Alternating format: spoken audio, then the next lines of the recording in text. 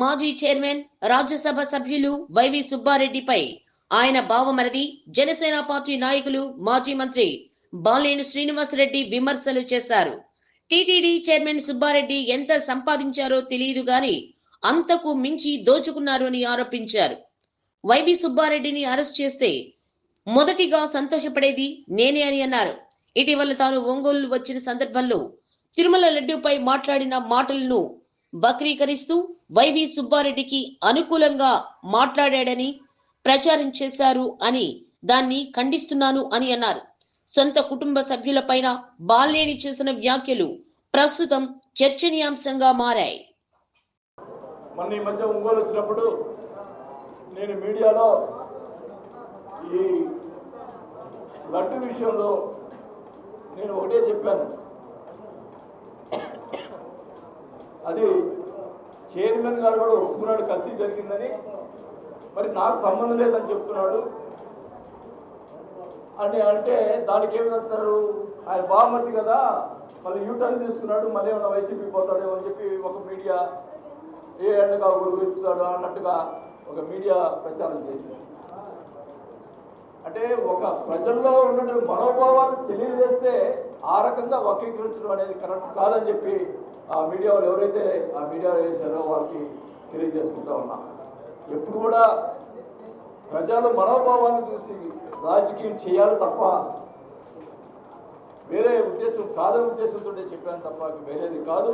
నేను మాట్లాడిన తర్వాత చాలామంది పెద్దలు ఉండేవాళ్ళు అరుణ్ కుమార్ కానీ చాలామంది కూడా ఇదే మాట్లాడారు. ఏమనుంటే సిబిఐ వాళ్ళు తప్పు చేసిన వాళ్ళని శిక్షించండి, అంతేగాని పొద్దుగూరు వెంకటేశ్వర స్వామి గురించి మనోభావాలు దెబ్బతింటున్నాయి, ఎక్కువ మాట్లాడకూడదు అని చాలామంది పెద్దలు కూడా చెప్పారు. ప్రజల మనోభావాన్ని మనం గుర్తించాల్సిన అవసరం కూడా ఉందని కూడా తెలియజేసుకుంటూ, అంతేగాని సుబ్బారెడ్డి బాగుమంది కాబట్టి యూటర్న్ తీసుకున్నాడు మళ్ళీ ఏదో అవుతాడని అన్నాడు.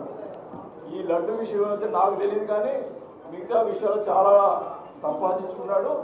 ఆయన లోపలేస్తే అట్లాంటి విషయాల్లో లోపలేస్తే సంతోషిస్తాడు మొదటి వాడిని అనుకుంటుంది.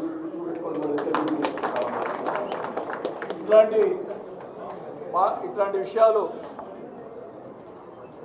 ఏదైనా కానీ నేను ఎప్పుడు కూడా ఏది దాచుకోను, ఉన్నది ఉన్నట్టు మాట్లాడతాను.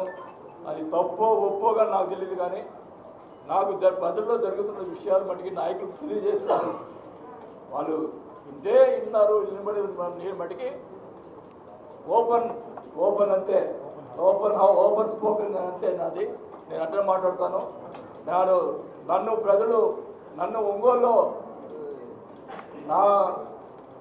నా సామాజిక వర్గం తక్కువనా కూడా కంటిన్యూగా 4 సార్లు గెలిచారు. 4 సార్లు కంటిన్యూ గెలిపించారు.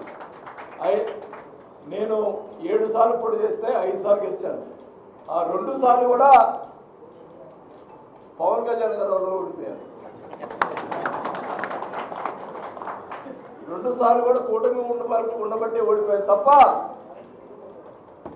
సింగిల్గా ఎప్పుడు ఎవరు నా మీద గెలవలేదు. అదే గొప్పతనం కాదు, ప్రజలు నా మీద చూపించినట్టు ఆదరణ కూడా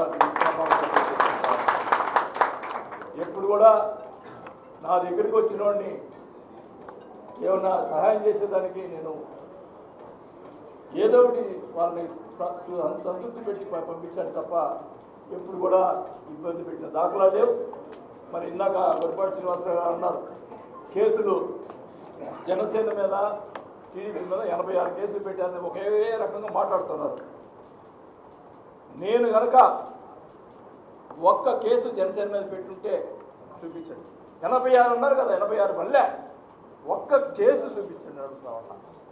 అదే టీడీపీ వాళ్ళ మీద కూడా ఎలక్షన్లో, ఎమ్మెల్సీ ఎలక్షన్లో, జనరల్ ఎలక్షన్లో గొడవలు జరుగుతాయి, పార్టీకి సంబంధించిన గొడవలు జరుగుతాయి. అప్పుడు వాళ్ళ మీద కేసు పెడతారు, మా మీద కేసు పెడతారు. అవి తప్పితే ఇండివిజువల్గా ఒక్క కేసు నేను తెలుగుదేశం పార్టీ మీద కానీ జనసేన మీద పార్టీ మీద కానీ ఒక్క కేసు చూపించండి అంటే అక్కడ పోయి ఇట్లా చెప్తున్నారు, ఆయన జనసేన చేరాడు, మా మీద ఉంది కేసులు పెట్టాను, ఒక్క కేసు పెట్టాను చూపిస్తున్నాడు. ఇది అన్యాయం. నేను ఇంకా మీకు గుర్తుందో లేదో ప్రజారాజ్యం ఎలక్షన్ అప్పుడు నా మీద ఆనంద్ పోటీ చేసినాడు. చాలామందికి తెలుసుంటుంది,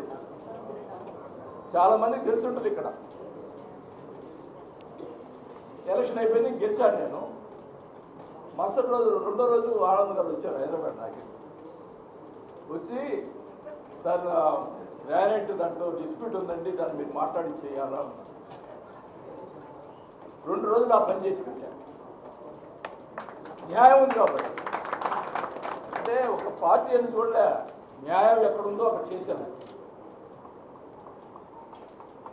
మరి ఏదైనా కానీ మనం ఇప్పుడు జనసేన పార్టీలో చేరిన దానికి మీరందరూ కూడా ఎక్కడ పోయినా కూడా పిఠాపురంలో మీరు బాగా మాట్లాడారండి కార్యకర్తల గురించి అన్నాడు. నేను చెప్పాను ఎప్పుడో, ఆ రోజు ఫస్ట్ మాట్లాడేటప్పుడు స్టార్టింగ్లో నాకు రాజకీయ భిక్ష పెట్టింది రాజశేఖర్ గారు అన్న. జనం అంత జనసేన కదా, ఇష్టపడలా ఆ మాటకి. నేను ఉన్నది చెప్పాలి కదా, నేను రాజకీయంలో నాకు భిక్ష పెట్టింది రాజశేఖర్ రెడ్డి గారు. ఆ మాట చెప్పాను, కింద వాళ్ళు ఇష్టపడిన తర్వాత నేను అన్నీ మాట్లాడిన తర్వాత హ్యాపీ అయిపోయాను. కానీ ఒకటే చెప్తా ఉన్నా, కార్యకర్తలు అనేది ముఖ్యం. ఈ రోజు కాదు, ఏ రోజు కాదు చెప్తాను. కళ్యాణ్ గారు కూడా చెప్తాను. మరి ఖచ్చితంగా నా వరకు నేను మన జిల్లా వరకు నేను చేయగలుగుతాను.